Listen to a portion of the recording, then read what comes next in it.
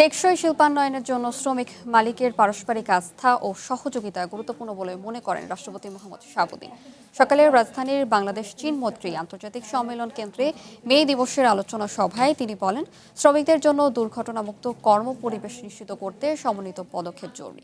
কোনো প্ররোচনায় শ্রম অসন্তুষ্টে শ্রমিকদের জড়িয়ে না পড়ার আহ্বান জানান রাষ্ট্রপতি। তিনি বলেন, নারী শ্রমিকদের নিরাপত্তা, সম্মান ও সমান মজুরি বাস্তবায়ন করা নৈতিক দায়িত্ব।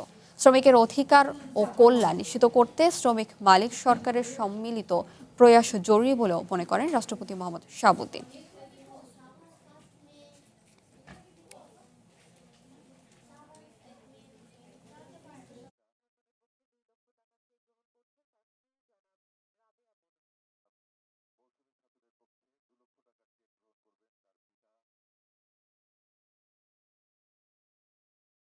নারী শ্রমিকদের মর্যাদা ও অধিকার রক্ষায় আমরা প্রতিশ্রুতিবদ্ধ।